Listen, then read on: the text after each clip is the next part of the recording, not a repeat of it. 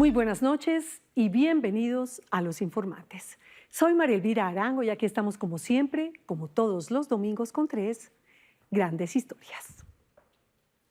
Para comprender el malestar, la confusión, las angustias que genera la condición conocida como disforia de género, o sea, la incongruencia entre el género con el que se identifica una persona y el sexo que le asignan al nacer, el testimonio de Andrea Montañez es revelador. Durante toda su vida, y ya tiene 60 años, fue Ricardo, un rudo agente, experto en inteligencia y miembro del bloque de búsqueda que tenía más miedo de asumir su esencia de mujer que de perseguir al capo de capos. Hoy la voz de Andrea como activista es más intimidante que el revólver que no temía en disparar. A Benjamín Méndez lo reclutaron las FARC cuando tenía solo 13 años. Nunca supo nada más de su familia. El fusil que le dio la guerrilla era más grande que él. Después de presenciar violaciones y hasta canibalismo, desertó y por las vueltas que da la vida terminó en el Ejército Nacional aplicando las técnicas del enemigo para hacerle frente. Un soldado que comparte un relato increíble con la esperanza de volver a encontrarse con su mamá. Hay motivos para celebrar. La Selección Colombia acaba de clasificarse al próximo Mundial de Fútbol. Un logro muy merecido para James, Quinterito, para Muñoz, para Richard Ríos, para Suárez, bueno, para todo el equipo. Pero sobre todo para el gran Lucho Díaz, una estrella que brilla con nuestra camiseta y en Europa, pero que se hizo acá en el pueblo de Barrancas, en La Guajira, de la mano de su papá Luis Manuel El Mane Díaz. Así ha sido la vida del hombre humilde, estricto y mamá gallista que le enseñó a jugar fútbol. Empecemos. No cualquier persona podía formar parte del bloque de búsqueda, ese grupo élite de la Policía Nacional con los mejores agentes, que nació en 1986 y que tenía como misión atrapar a Pablo Escobar y desmantelar los carteles de la droga de Medellín y luego de Cali. Eran los más calificados de la fuerza. Ricardo Montañez fue durante 7 años agente de inteligencia del bloque y estuvo pisándole los talones a la mafia, pero al tiempo era una persona muy confundida con su identidad de género.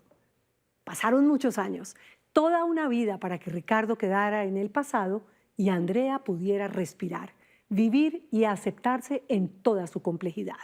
Ella es la agente que lo cambió todo. Y cuando digo todo, es todo. Siempre soñé con hacerme el personaje de mujer en el DAS. ¿Sí? Nunca me tocó, lo soñé, pero me tocó disfrazarme de hombre toda mi vida. Porque no era, eso fue lo que hice. Hasta que por fin ya me retiré del servicio y no estoy disfrazada de nada. Ahora soy quien soy. Andrea Montañez dice, un poco enredada por los nervios y el acento que ya se le nota después de tantos años en Estados Unidos, que le daba más miedo vestirse de mujer que perseguir a Escobar, el delincuente más sanguinario y temido de todos los tiempos en Colombia. Hola Andrea, ¿qué tal? Pablo Escobar no me dio susto, pero me da susto bajarme del carro. Esa frase tremenda resume el profundo terror que sienten los que nacen con disforia de género. Siempre soy modelo, era la Olimpiadas era la que llevaba la bandera con una reina al lado. Cuando su identidad no corresponde con el sexo que les asignaron al nacer y viven confundidos con su existencia. ¿Este eres tú? Porque también soy dura, también puedo ser ruda con el que lo merece también. Digo, sigo siendo luchadora, pero en diferente manera. Una respuesta complicada porque es al mismo tiempo sí y no. Así era Ricardo. Y así es Andrea hoy. Pues la vida es una película y sobre todo la vida que uno guarda tanto y no se da cuenta tantas experiencias que tuvo y tantas personas que tocaste sin darte cuenta. Ricardo Montañez, ahora Andrea Montañez, nació en Manizales el 21 de octubre del 65, hace 60 años. Mi mamá, profesora de colegio y subió a ser rectora de primaria del Colegio San Luis de la Policía. Mi papá era oficial de la policía en la época de los 70. En un hogar con 4 hermanos, católico, amoroso y muy estricto.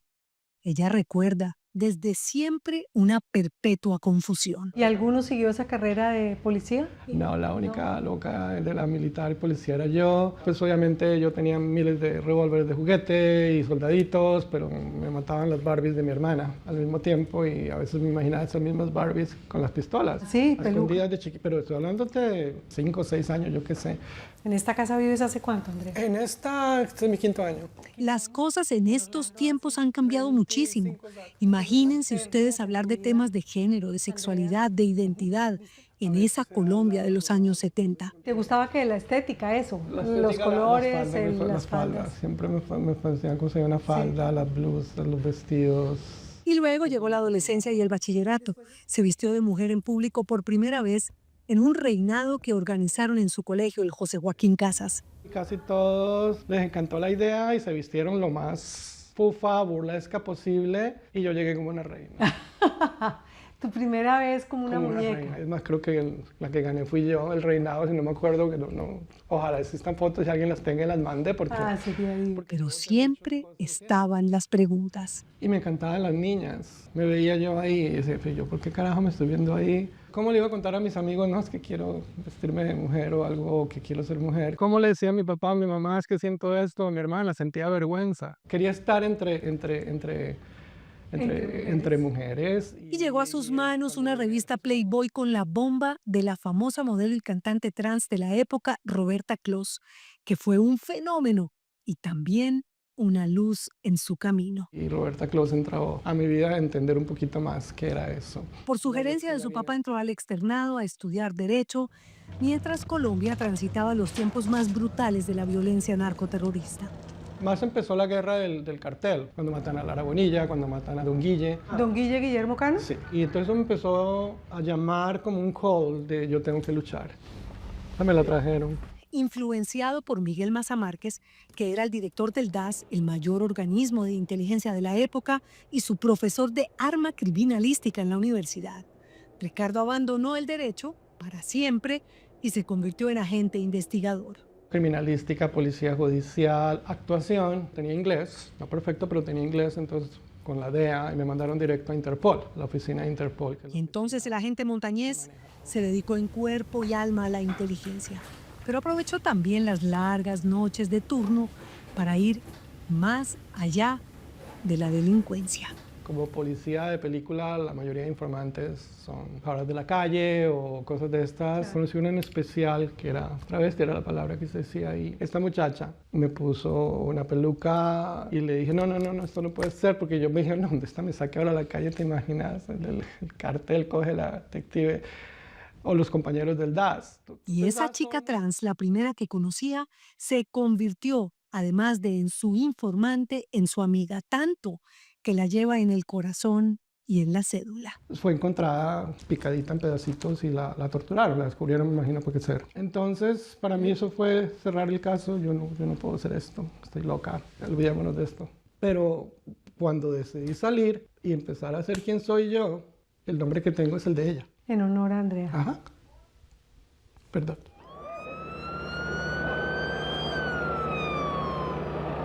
Cuando Pablo Escobar se fugó de la catedral, el agente Montañez lo mandaron con el bloque de búsqueda a Medellín y trabajó 7 años con el grupo élite que lo persiguió sin descanso. Fueron bloques de la policía y el DAS, digamos que había un grupo máximo de 30 personas. ¿Y qué tan cerca estuvieron? Varias veces cerquitica, pero siempre había corrupción porque el dinero y el miedo era muy grande en Medellín y la gente lo protegía. Cuando pagaban plata por matar policías, pues por matar detectives pagaban un poquito más porque estábamos de civil, era más difícil de cogerlos y por matar del bloque pues costaba uno más. ¿Y cuando se fuga Pablo de la catedral? Ya nos llaman a todos al famoso bloque de búsqueda. ¿Qué hacías? Cuéntame un día de esos. Un día de esos, escuchar llamadas, seguir gente y buscábamos fugitivos internacionales. ¿Dónde estaba aquel investigador el 3 de diciembre cuando mataron a Pablo? Estaba en Los Olivos, que es el barrio donde murió Pablo. Cuando se oyeron los tiros, se oyó todo y alcanzó a oír el grito de ¡Viva Colombia! Dije, aquí murió Pablo. Estos son los agentes especiales. Yo creo que uno de ellos fue el que le disparó primero. Ese instante lo marcó. En ese momento era pronombre masculino, tanto que todavía conserva las fotos del capo muerto en el tejado y en la morgue. En ese momento llega la patrulla de levantamiento de cadáveres, que era el DAS. Sí. Y yo conocí al fiscal, me subí a las escaleras con él a ver a Pablo, cuando los 3 disparos que recibió y el de la cabeza, que no fue ningún suicidio. De Medellín salió derechito para Cali. El trabajo con los narcotraficantes no había terminado para él. Rodríguez Orejuela, Pacho Herrera y todo lo que quedara por ahí. A esas alturas de la vida, Ricardo ya se había casado, había tenido su primera hija y ya se había divorciado la primera vez. Por fuera era el rudo investigador, pero por dentro su esencia estaba muy lejos de ahí. También seguía en esas confusiones de que me vestía mujer con una mujer que habían matado y torturado, que yo pensé que yo soy una persona transexual o travesti, pero no quiero ser trabajadora de la calle. ¿Cómo le digo eso a Lina? ¿Cómo le digo eso a mis papás? ¿Cómo le digo eso al negro? ¿Cómo le digo eso a mis amigos del colegio? Y pasó tiempo hasta que alguien lo supiera. Mientras tanto, su misión era el cartel de Cali. En diciembre, que estábamos tomando unos whiskies en la cabaña donde nos quedábamos, y cuando nos llama el de inteligencia, tenemos a Gilberto. Me fui con uno de los oficiales al lado mío, le dije, ay, lo vamos a coger a ese desgraciado y esa es la Navidad que merecemos. Y corra como loca, se llegué a chupar. Tumbamos la puerta y había un ponquecito en la mitad con una velita. Feliz Navidad, bloque de búsqueda. Hizo distintos trabajos viajando por aquí y por allá. En esos caminos, esa Andrea, que tenía por dentro, volvió a aparecer, pero esta vez con más fuerza. Y cuando yo viajaba a hoteles, casi siempre llevaba la maleta de Andrea, porque Andrea volvía a veces.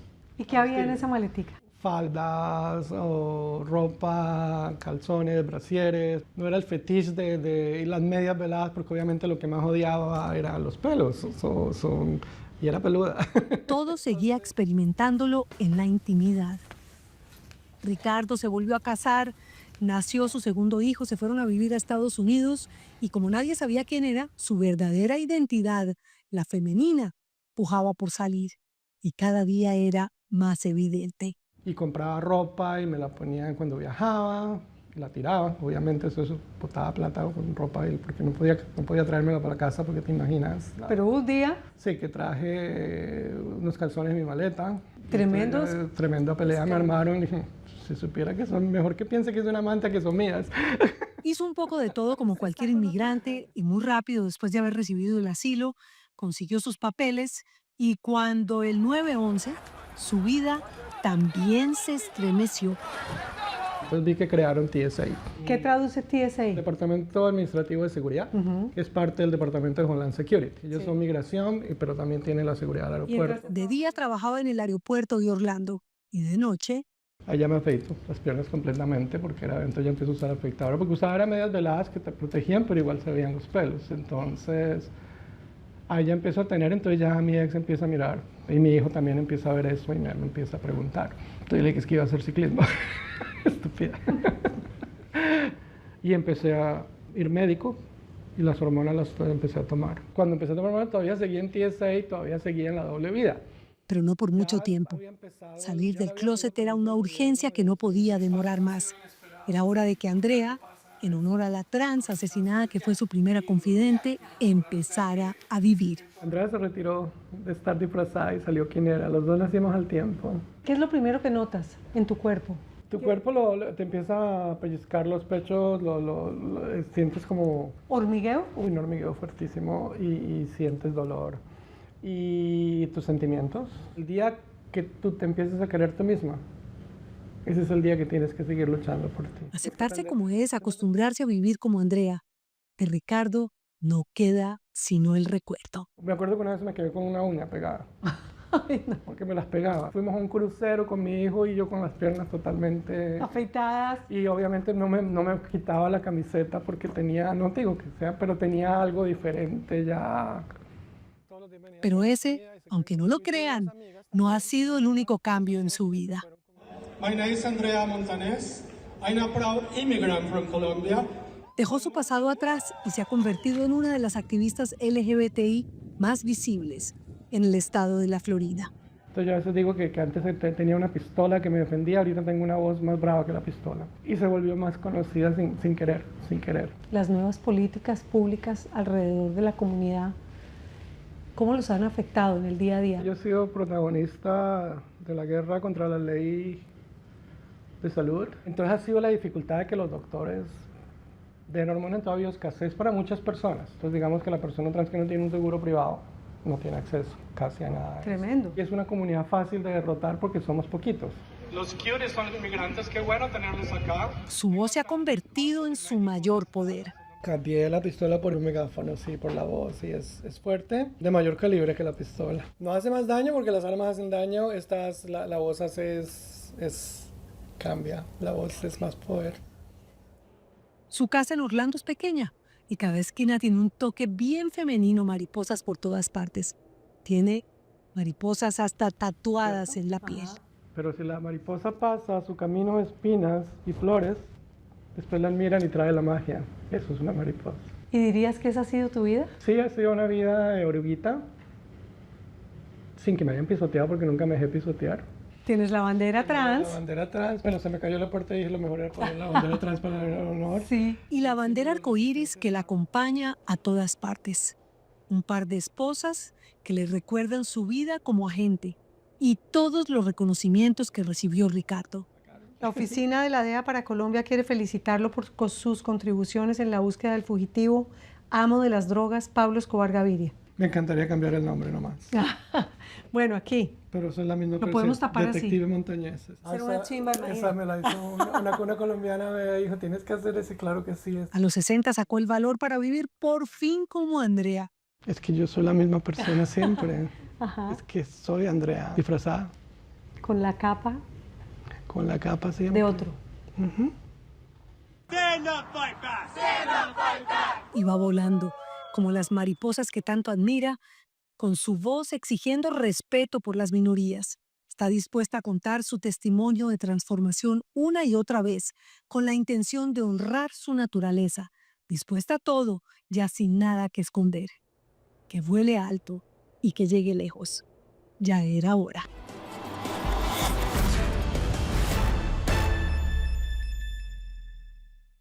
Andrea ha tenido un par de cirugías y está pensando en hacerse otras más. Eso y la hormonización le dan mucha seguridad y sobre todo alegría. Es que se necesitan muchos pantalones que usó toda la vida para ser la mujer en la que se ha convertido. No se vayan, los espero después de comerciales. Él fue un niño reclutado por las FARC que desertó para enlistarse con el ejército. Ojalá podamos hacer el milagro de que se encuentre con su familia de la que no tiene noticias desde hace 30 años. Ya nos vemos.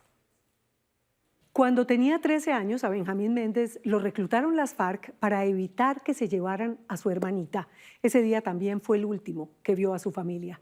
Vivió cosas tremendas y sobrevivió a la cruenta Operación Berlín, donde murieron decenas de menores de edad. Tiempo después, terminó por desmovilizarse para enlistarse al ejército colombiano. Benjamín le contó su historia a Simón Posada con la ilusión de que a través de esta entrevista su familia, a la que lleva buscando por casi 30 años, lo vea, lo reconozca y ojalá se puedan reencontrar. Yo siempre le decía a Dios, en esos combates, cada día le decía, Dios, deme un día más. Le decía a la Virgen María, deme un día más, que no me maten hoy, que me maten mañana. Aguantando hambre, cansado, con los pies pelados, totalmente aruñado todo el cuerpo. Pero así resistí. Nacido en las profundidades del Guaviare hace 40 y tantos años, a Benjamín Méndez la vida lo llevó a combatir en los dos bandos de la guerra en Colombia, una de las más largas del mundo. Su niñez fue sumamente dura. Mi papá nos hacía una maldad y llegaba y se iba a almorzar con uno, llegaba y decía, vaya y me tumba ese árbol que está allá. Pues uno ahí veces iba confiadamente, le metía el machetazo y era porque había avispas ahí y le picaban a uno. Y pues era que supuestamente era para enseñarlo que uno fuera más fuerte en la vida. Pero quizá lo más duro que debió afrontar fue cuando la guerrilla llegó a reclutar a su hermana y él, por protegerla, se les entregó a cambio. Desde entonces se separó de su familia y lleva alrededor de 30 años buscándolos para reencontrarse con ellos. Yo estoy seguro que mi hermana no se ha aguantado ese proceso que yo aguanté. Cuando ya la FARC me reclutan, cuando yo tenía tan solo 13 años, cuando ya llego a este campamento, me doy de cuenta que Sebastián era el instructor y abusaba de todas las menores de edad que llegaban a este campamento. Pedían auxilio y no se podía hacer nada. Hablar con Benjamín es un sufrimiento constante. No sé cuántas veces quedé con la boca abierta o me agarré la cabeza del horror al oír sus relatos. Cuando yo llegué allá me dio anemia. En su historia se cruzan todos los males de la guerra. Fue testigo de violaciones, ejecuciones y hasta de canibalismo. Fue separado de su familia, ha estado al borde de la muerte más de 20 veces. Incluso es difícil decir que Benjamín perdió su niñez porque básicamente nunca la tuvo. Nació trabajando y fue reclutado tan joven que su vida siempre ha estado cruzada por las balas. Y había un man que le decían Perea y este señor llegaba y cogía los pedazos de la carne de acá, los echaba a fritar y se los comía como si fuera carne normal. La zozobra era constante, no había ni un momento de calma y los cabecillas se encargaban de que fuera una pesadilla completa su vida en la organización. ¿A qué hora se levantaba usted? Cuando estaba en entrenamiento se levantaba a las 4:45 de la mañana, como hay veces a las 2 de la mañana. Sebastián llegaba, que era el instructor, lanzaba un explosivo al campamento y hacía de cuenta que era el enemigo que se metía. Nunca es tarde para empezar. Benjamín acaba de graduarse de bachillerato. Casi sin saber leer ni escribir, la Fundación Héroes de la Nación le ayudó a publicar un libro, Inocencia bajo fuego, donde se va en contra de las FARC. Su voz tiembla y se descompone cuando habla del reclutamiento de menores. Eso fue una decisión muy difícil. Yo recibí el primer fusil cuando tenía los 13 años. No solamente yo, habían niños inclusivamente que el fusil era más grande que ellos, ¿sí? Mucho más menores, niños de 10, de 9 años y arriba. Benjamín ha estado varias veces en la JEP hablando de los horrores del reclutamiento infantil. Por eso, a él le hierve la sangre cuando escucha decir a los cabecillas de las FARC que allí no reclutaban a menores de edad. No estoy de acuerdo con lo que ellos dicen, que no habían menores de edad que portaban su fusil, pero sí habían menores de edad de los 9 años, y no solamente lo digo yo, muchos desmovilizados. Y es que eso es difícil que ellos tapen esa mentira, porque la gran mayoría de guerrilleros son menores de edad. Ahí no está nada más el espejo de la Operación Berlín. Veníamos 380 de San Vicente del Caguán, y los 380 por ahí por máximo eran 90 los adultos, los restos eran menores de edad. Y precisamente eso fue lo más aterrador de su paso por la guerrilla.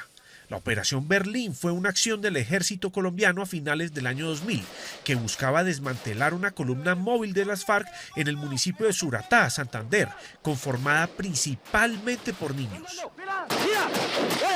Benjamín recorrió medio país con su fusil hasta que llegó a la Operación Berlín. El recorrido de nosotros fue desde San Vicente del Caguán, hacer el recorrido hasta llegar a Santander. En la Operación Berlín había algo, que si los niños no peleábamos, que éramos nosotros, que veníamos menores de edad, pues nos mataba la misma organización porque existe el fusilamiento. Y eso es lo que estaban aplicando en la Operación Berlín. Que si nosotros no enfrentábamos al ejército, pues la misma insurgencia nos mataba, que eran los comandantes o guerrilleros antiguos que estaban en esa organización. Benjamín afirma que estuvo cerca de 3 meses en combate en la Operación Berlín. Yo creo que más de 20 veces. Estuve cerca que me quitaran la vida, porque cuando hice frente a la Operación Berlín, estábamos en la línea de fuego donde estaban los soldados, era aproximadamente a 25 metros de distancia.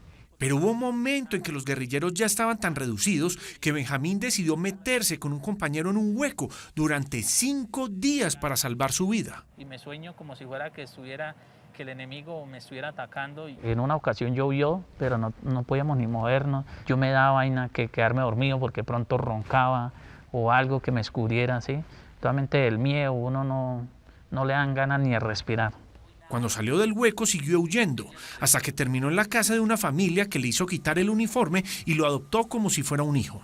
Me compraron ropa, me compraron tenis, me compraron útiles de aseo, y me acogían, me acompañaban, me daban, yo me les volaba de la casa, me iba a cazar animales y eso, pues para traerles comida. Pero unos meses después llegó la guerrilla a buscarlo. La señora le dijo que si quería se llevaran las vaquitas, que se llevaran lo que quisieran o que cuánto tenían que pagar, pero que no me llevaran a mí. La señora me agarraba y no me soltaba, y el guerrillero decía no hay nada que hacer porque él le pertenece a la organización. Entonces y se opone un señor que era de la región, y ahí es cuando matan el líder de esta región.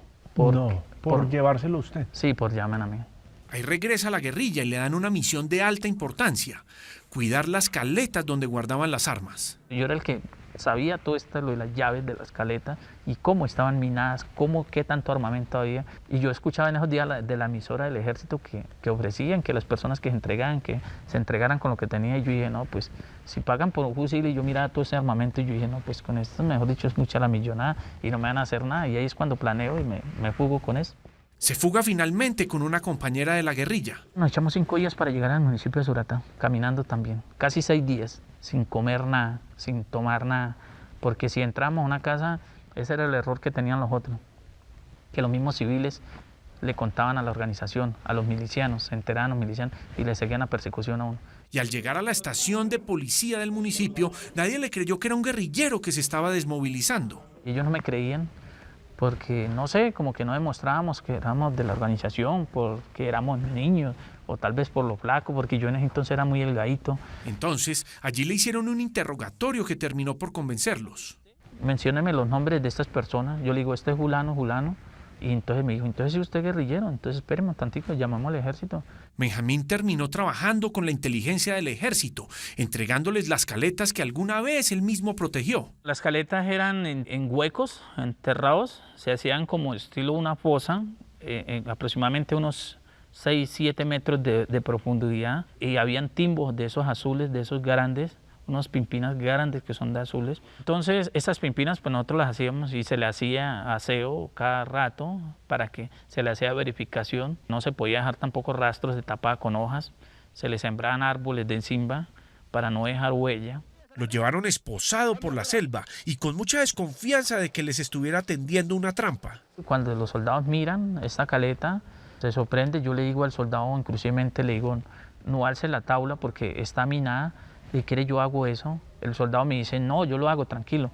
Gracias a Dios era un tablón grueso, resistente a lo que alza, pues este tablón lo alza, cae encima más de ñapa él. Gracias a Dios el soldado no le sufrió ni una esquirla, solamente el tornamiento de la bomba. Y miran todo ese armamento y claro, ya comienzan a brindar que sí, era real la información. Benjamín entrega 5 caletas de la guerrilla al ejército. Ayudó a decomisar tanto armamento que en una ocasión un helicóptero tuvo que hacer 3 viajes para llevarse todas las armas y explosivos que podrían haber acabado con la vida de miles de personas. Ya no era la misma comida que los soldados, sino me traían de un restaurante, ya no comía en el rancho, sino que sí, caldo de pescado, tamal, una joya y otra. No sabía ni qué valor tenía una moneda de 200. No sabía ni qué valor tenía un billete. Ellos me regalaron ropa, me comenzaron a brindar todas las medidas y ya me cuidaban inclusivamente. Una vez me compraron una camiseta de Superman y entonces, vea que Superman. Entonces ya no me llamaban por mi nombre, sino Superman. El ejército le pagó una recompensa a Benjamín por la información que les brindó sobre las caletas. Con ese dinero, a sus 18 años de edad, intentó hacer una nueva vida lejos del conflicto. Compró una tierra y se puso a cultivarla, pero algo le hacía falta. Había estado tantos años en la guerra que ya le hacía falta la disciplina y el uniforme. Entonces se enlistó, esta vez en el Ejército Nacional, y se convirtió en un soldado profesional muy valioso, aplicando toda su experiencia en el bando contrario, pero esta vez para el servicio de la nación. Sin embargo, las FARC nunca olvidaron lo que les hizo y le pusieron precio a su cabeza. Ofrecían 25 millones en ese entonces para la ubicación mía. Así es, la guerrilla ofrece recompensas contra sus desertores, de la misma manera como lo hace un país contra sus enemigos o criminales. Desde entonces, Benjamín ha estado amenazado de muerte por la guerrilla. Siempre si me iban a poner una reunión y siempre me preguntaban cómo iba vestido, yo decía que iba de otro color. Para entrar a mi casa, dentro por lo menos unas 2-3 tiendas antes, o le doy 2-3 vueltas primero, porque yo sé que no le puedo dar papaya al enemigo. Hace poco me llaman del Frente 33, me dicen que eran las FARC, que me iban a acabar, que me tenían que encontrar para matarme, pero yo cuento esta historia mía, para que algo otros no vuelvan a repetir. Que muchas personas despierten y no tengan que pasar, porque es que entrar a un grupo armado es como estar en una cárcel. Benjamín no quiere morirse sin haber encontrado a su familia. La guerrilla sabe eso y varias veces se han hecho pasar por ellos para tenderle una trampa. Siempre ha sido el intento de, mire, habla con su hermano, habla con su hermana, habla con su tío y quiero saber a dónde está usted, qué alegría escucharlo, a dónde se encuentra. De hecho, una vez casi lo matan.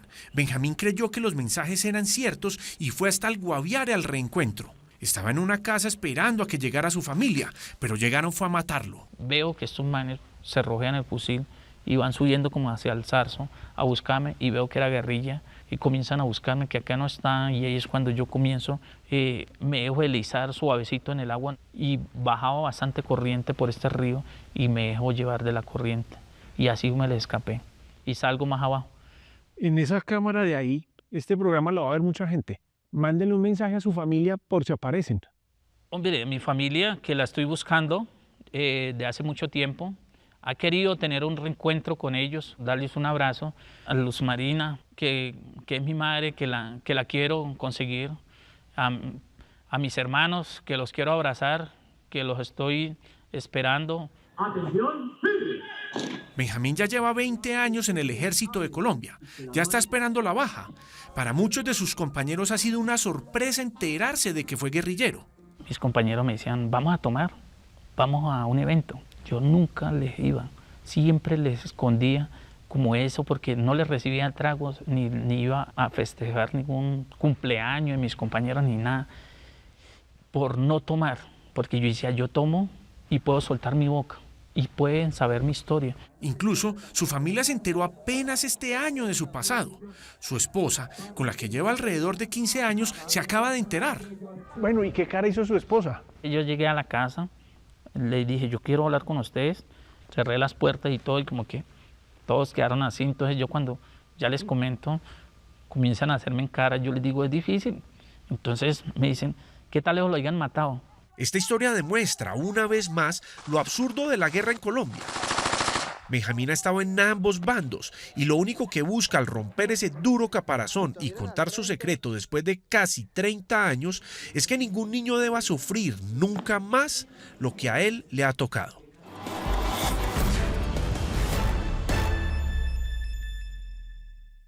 El libro que escribió Benjamín ya va para la segunda edición, incluso está traducido al inglés, listo para publicar y viene en camino una versión en cómic. Suerte para este gran soldado. No se vayan, los espero después de comerciales. Les presento al papá de Lucho Díaz, el sabor y las enseñanzas al crack. Ya nos vemos. El Mane Díaz es mucho más que el papá de Lucho Díaz y más que el hombre que unió a Colombia para pedir su liberación cuando lo secuestraron. Es cantante vallenato, influencer, profesor de fútbol con más de 1000 alumnos. Se hizo a pulso y anda aprovechando la fama que le llegó de la mano de su hijo. Diego Rubio se sentó a hablar y a cantar con este guajiro orgulloso y descubrió de dónde heredó los genes de goleador y figura el gran Lucho Díaz. Te voy a cantar, lo digo de corazón, hombre, yo quiero la paz a nombre de un acordeón. Este hombre inspirado, que improvisa versos con sentimiento, no es un juglar vallenato cualquiera, tampoco un aspirante al reality La Voz, ni otro hijo cantante de Diomedes, aunque sí tiene el mismo apellido. Es Luis Manuel Díaz, el Mane, el papá del crack de la selección Colombia Lucho Díaz, el hombre que unió a todo el país cuando estuvo secuestrado. ¿Qué pide el pueblo de Barrancas para Mane Díaz? ¡Libertad, libertad, libertad! Hombre, yo quiero la paz. El que ahora le canta la paz. Llegó el momento del boom de Mane Díaz, del tiempo de Mane Díaz. El hombre más famoso de las redes sociales es usted. Ay, yo quiero mucho a los chicos, los niños. Y todos le piden fotos. Sí, es bonito. El Mane Díaz es algo así como una nueva estrella del mundo del espectáculo y las redes sociales. Un fenómeno que se dio a conocer gracias a los goles y las gambetas de su hijo, claro, pero que hoy brilla con luz propia. Muchas gracias. Y todo lo que hace se convierte en titular de portales y noticieros. Si lo pillan entrando de urgencias a un hospital, si celebra descontrolado un gol de Lucho, si graba un video bailando una canción que se llama, precisamente, El Secuestro. Sí, se vino un momento así entre que mi yerna y me dijo, estábamos tranquilos así, me dijeron, Pedro, vamos a hacer este video con esta canción que acababa de salir y se escuchaba. Y yo le dije, bueno, vamos a hacerlo, yerna, y así como estaba el chanclete y todo, nos mordimos ahí, hicimos lo que fue cortico. ¿Y le gusta esa fama, le gusta esa atención? Y yo pienso que debo de aprovecharla. A mí me ha ido bien con eso. Para mí ha sido una satisfacción, una alegría que la gente me conozca. Acepta que ha sabido sacarle provecho a la popularidad que lo atropelló con el éxito futbolístico de su hijo. Le ha servido para expandir la escuela de fútbol que tiene en su natal Barrancas, en La Guajira, y para consolidar la Fundación Luis Díaz, que apoya a pequeños futbolistas de escasos recursos, y para volverse un fenómeno publicitario. De hecho, aprovechamos nuestro encuentro para acompañarlo al rodaje del comercial de un supermercado. ¡Increíble! ¡Uy, Dios mío! Pero aparte de actor cotizado, el Mane Díaz es hoy cantante de vallenato. Bueno, siempre lo ha sido, pero ahora anda cantando en serio. Tiene su conjunto y se ha presentado en el Festival Francisco el Hombre en Riohacha y en las fiestas patronales de Salamina en Magdalena. Y está a punto de lanzar oficialmente su carrera musical con bombos y platillos. O mejor, con guacharacas y acordeones. ¿A qué horas volvió a tomarse en serio la música? No, ahorita hace un año pues nosotros llegamos con la idea de grabar unos 2, 3 temas, pero las cosas pues se tomaron diferentes y queremos, pues ahorita estamos grabando un CD de música completa. Nos cita un sábado a las 10 de la mañana en Barranquilla. Pide que hagamos la entrevista en el salón comunal de su edificio, donde nadie nos interrumpirá para pedirle una foto o un autógrafo. Eso sí, nos advierten que en la tarde tiene que grabar el comercial y que en la noche tiene el cumpleaños de su hija, la mayor, la única mujer. Conclusión, tiene afán, pero también tiene ganas de contarnos su historia, que según nos dice es una historia de infarto, como su foto más famosa. Acababa de salir de mi secuestro, pues venía todo sufrido y todo, y luego encontrarme con una felicidad que encontrar que Lucho le hace 2 goles a Brasil. Lloraba por todo lo que me había pasado, pero también lloraba de la alegría de ver todo lo que Lucho Díaz había hecho en ese momento. ¿Qué piensa cuando ve esa foto? Eso va a ser el recuerdo más lindo que yo voy a tener en toda mi vida.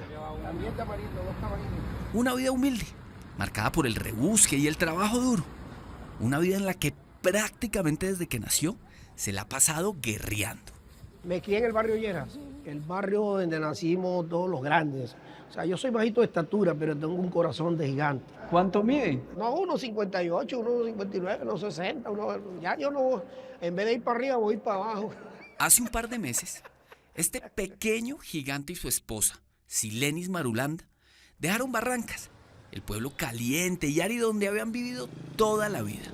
La explicación oficial dice que se fueron porque desde Barranquilla es más fácil viajar a Múnich, en Alemania, donde vive y juega Lucho.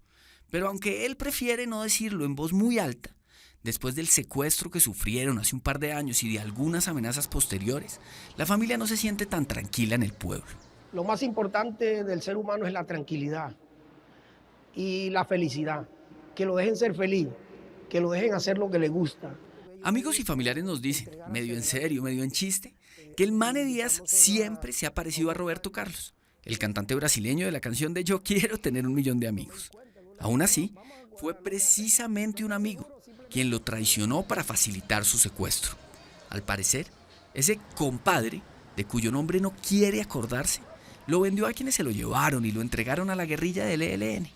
¿Cómo le cambió la forma de ver la vida esa experiencia? Cambia cómo va a andar uno, qué lugar tiene que andar, con qué personas tiene que estar acompañado. ¿Y usted entendía algo cuando lo secuestraron? Pues no, en el momento no entendía nada, llegué a imaginar como ella también que podía ser un atraco. Era el 28 de octubre del 2023. El Mane Díaz y su esposa, Silenis Marulanda, estaban tranquilos, normal, no sospechaban nada. Total, el Mane siempre ha sido un personaje querido en el pueblo. El profe de la escuela de fútbol, el que cantaba en las parrandas, el que saludaba a todo el mundo por el nombre. Hasta que fueron sorprendidos por hombres armados. Inmediatamente pensé, ¿pero por qué? Porque a mí, porque a nosotros, pues nosotros no le hacemos daño a nadie, no hacemos mal a nadie. Pero después entendí el boom de que Luis se fue, cambió su vida, la situación económica de él, entonces ya la gente comienza, no, que tiene plata, que esas cosas. Pero bueno, le digo sinceramente, es algo que para mí pasó a la historia, quedó ahí. Al Mane no le gusta hablar mucho de los 12 días de terror que pasó secuestrado. Esos 12 días de caminar mucho y dormir poco. Cuando habla al respecto, la cara se le entiesa, baja la mirada, trata de regatear el tema. Pero antes de dejarlo atrás, solo atina a decir que afortunadamente a su esposa la soltaron minutos después del rapto y solo se lo llevaron a él. Y que está muy agradecido por las marchas organizadas en todo el país para pedir su liberación. Espero que todo, dale gracias a Dios por esta segunda oportunidad. ¿Usted perdona a las personas que lo secuestraron? Cada vez que sea necesario lo hago, porque pues uno no sabe hasta dónde va a llegar y también tiene derecho a ser perdonado. Al regreso de esa experiencia me quedó otra experiencia, una experiencia más bonita. La gente también demostró el cariño. Recién liberado, el Mane Díaz voló a Inglaterra. Allá en la casa de Lucho, en el frío puerto de Liverpool, estuvo un par de meses. Iba al estadio a ver al equipo de su hijo en ese momento. Sí, el Liverpool. Se codeaba con las estrellas más top del fútbol mundial. Estaba tranquilo, seguro, contento, pero decidió volver. La sangre lo llamó. ¿Por qué volver acá después de lo que vivió? Aunque usted no lo crea, no quedé muy bien. O sea, tenía que recuperar muchas cosas. Allá se hizo más fácil.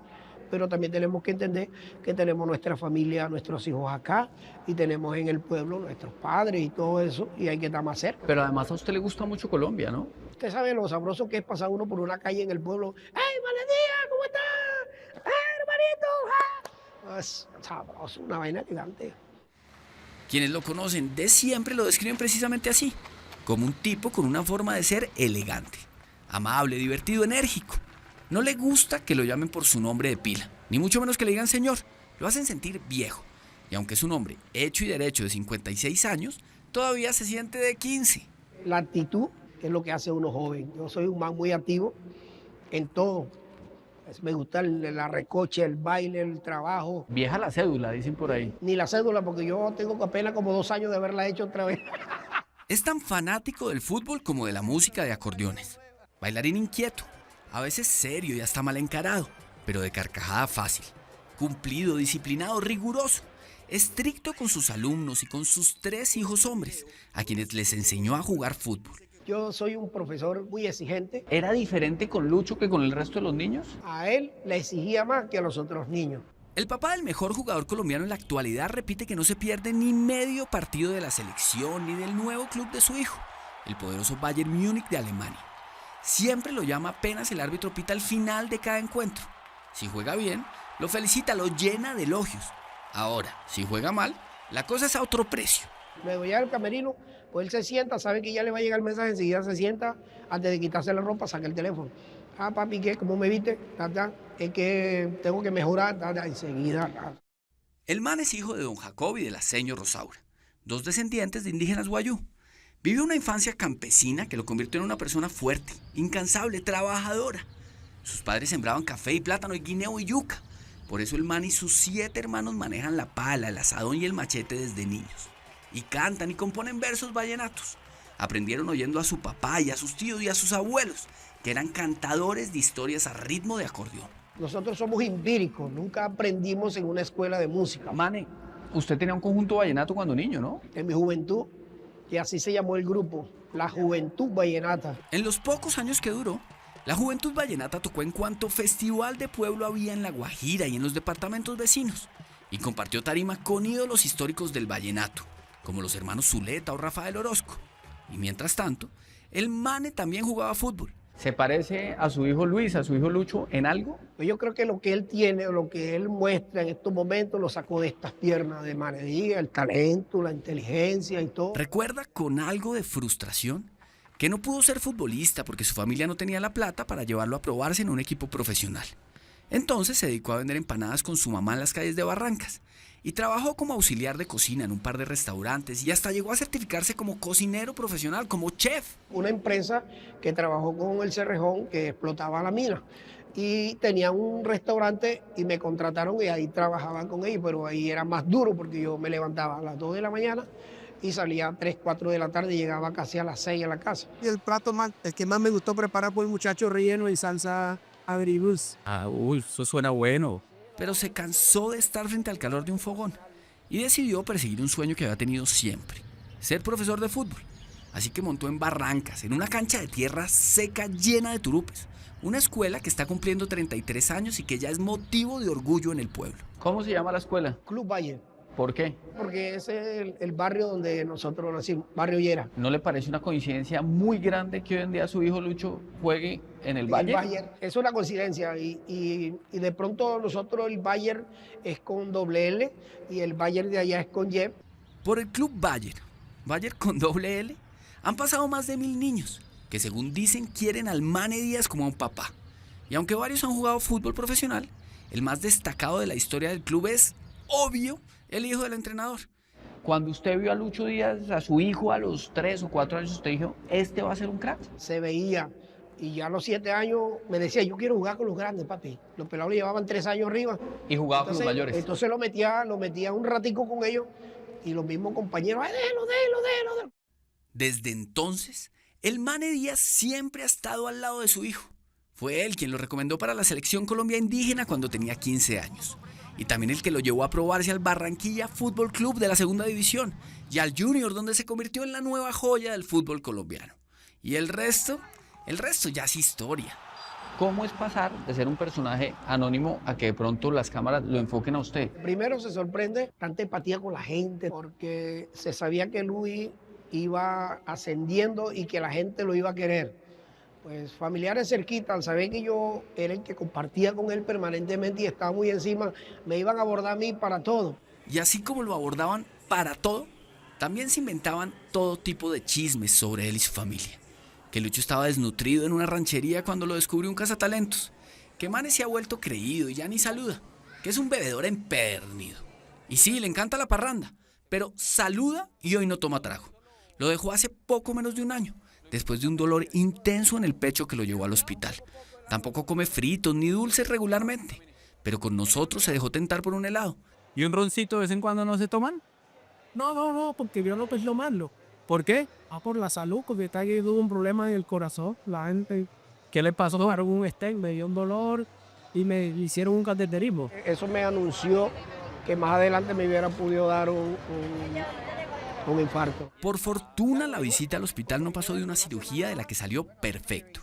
Y después de semejante susto, no se cansa de repetir, apelando al lugar común, que hay Mane Díaz para rato. Yo pienso que cuando uno viene de cero, le quedan muchas experiencias en la vida y grabado en la mente, que el éxito está en la humildad y el sacrificio de la persona. Hoy el Mane Díaz solo quiere estar tranquilo, poder cantar a grito herido sus versos vallenatos y también cantar en paz los goles de su hijo Lucho. Un crack de cracks con un talento extraordinario que esperamos sea tan inagotable como la energía de su papá.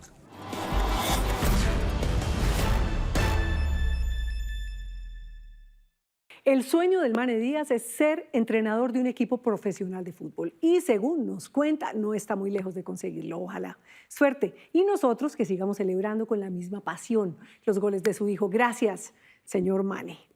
Si tiene alguna historia que contarnos, escríbanos a losinformantes@caracoltv.com.co. Si quiere volver a ver alguna de nuestras historias, síganos en Facebook o en nuestro canal de YouTube. Y listo.